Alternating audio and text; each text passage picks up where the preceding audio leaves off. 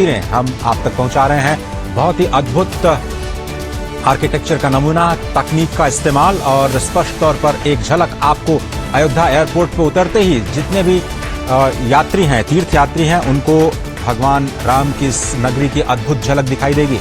समर्पित हो चुका है ये पहला फेज महर्षि वाल्मीकि इंटरनेशनल एयरपोर्ट अयोध्या से सीधे तौर पर पूरी दुनिया को जोड़ता हुआ। आज से ये शुरुआत अयोध्या के इतिहास में आज का दिन एक बड़ा मील का पत्थर, जब अयोध्या जुड़ चुकी है इंटरनेशनल एयरपोर्ट के जरिए समूची दुनिया से। आज तो केवल शुरुआत है, पहले फेज की शुरुआत है। अश्विनी मिश्र हमारे साथ जुड़ चुके हैं। अश्विनी, अब ये जो नई शुरुआत है विकास यात्रा की, जिसका पहला फेज, पहला चरण आज राष्ट्र को समर्पित किया गया, ये सिर्फ शुरुआत है। इसका विस्तार अनंत है और शायद एक नई विकास यात्रा पर भारत को, भारत की आध्यात्मिक चेतना को ये पूरी दुनिया तक लेकर के जाएगा। निश्चित तौर से अजय, हम यहाँ जरूर कहेंगे कि गोस्वामी तुलसीदास जी ने कहा था कि चलत विमान कोलाहल होई। ये केवल लोगों की संकल्पना में, लोगों की कल्पना में था। वो कल्पना साकार होने के अब श्री हवाई अड्डे के द्वारा हम जोड़ है यहाँ ये यहाँ से आवागमन करेंगे अंतर्राष्ट्रीय स्तर से।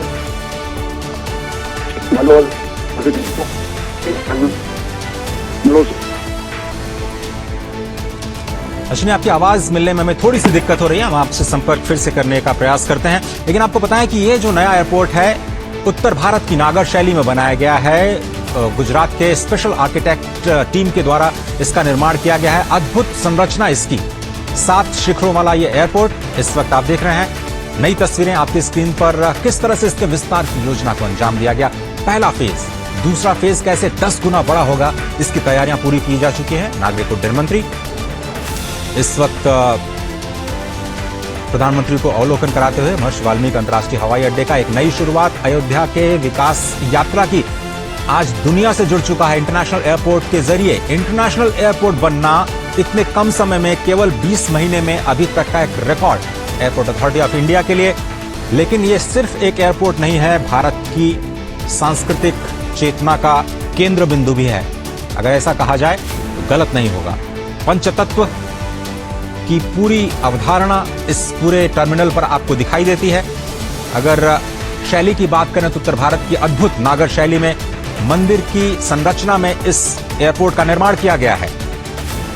एयरपोर्ट के सामने ही पहुंचते ही आपको विशाल तीर धनुष का एक म्यूरल दिखाई देगा, जो पराक्रम का प्रतीक, कर्म का प्रतीक। रघुवंश की परंपरा में, सूर्यवंश की परंपरा में सभी लोग पराक्रमी रहे, सभी लोग कर्म पे विश्वास करते रहे। त्याग और तपस्या जिनके जीवन का हिस्सा था, धनुष बाण उसी पराक्रम का प्रतीक, और उसको एक म्यूरल के रूप में महर्षि वाल्मीकि इंटरनेशनल हवाई अड्डे के ठीक सामने आप सभी के स्वागत के लिए ये म्यूरल। और नागर शैली में जो पंचतत्व की दैविक पट्टिका है, खंडिका पट्टिका है, द्वारपाल पट्टिका है, कमल दल पट्टिका है, ये पट्टिकाएं आपको भारत के अतीत में ले जाती हुई दिखाई देंगी। अश्विनी हमारे साथ जुड़े हुए हैं।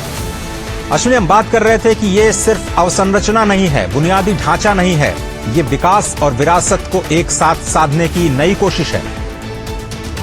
तौर से अजय, अगर देखें तो मैं कह रहा था कि गोस्वामी तुलसीदास जी ने रामचरितमानस में लिखा था कि जब पुष्पक विमान से भगवान श्री राम अयोध्या की तरफ प्रस्थान किए और कहा गया कि चलत विमान कोलाहल होई, वो कल्पना आज फलीभूत हुई है, साकार हुई है। विमानतल का अंतर्राष्ट्रीय हवाई अड्डे का लोकार्पण किया गया है प्रधानमंत्री नरेंद्र मोदी के करकमलों से। अयोध्या धाम आज अंतर्राष्ट्रीय मानचित्र पर, विमानन के मानचित्र पर अंकित हो चुका है, जो कि अयोध्या की गरिमा में एक कहीं न कहीं अयोध्या के किरीट में एक मणिक समान है, एक मुकुट में कहीं न कहीं एक रत्न के समान है। और ये अंतर्राष्ट्रीय स्तर के पर्यटकों को, देश भर के श्रद्धालुओं को, सनातन धर्मावलंबियों को एक सुगम आवागमन का साधन तो होगा ही।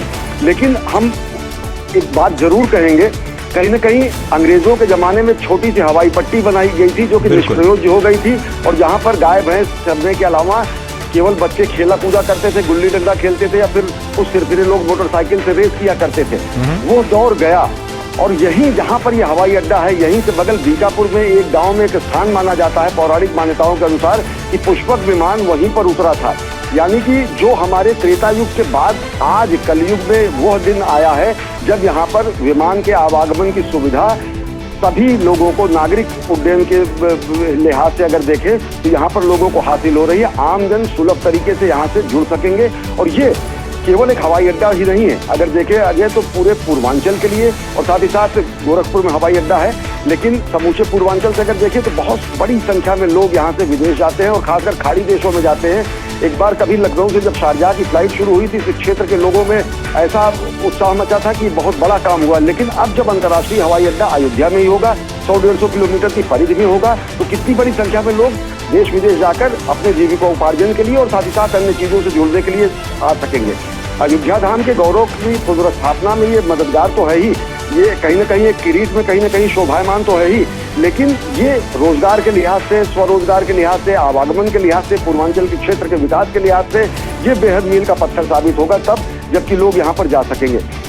तो सबसे बड़ी बात जो आपने कही कि इसका नागर शैली में किया गया जो अद्भुत वास्तु विन्यास है वो ये बताता है कि किस तरीके से भगवान श्री राम से जुड़े प्रतीकों को लोग यहाँ पर पहुंचकर हृदयंगम कर सकेंगे, आत्मसात कर सकेंगे, देख सकेंगे, परिचित हो सकेंगे। बहुत सारे लोग जो कि कहानियों में, कथाओं में भगवान श्री राम के अलग अलग रूपों को देखते थे, दरों दीवार यहाँ की अगर अयोध्या का कण-कण भगवान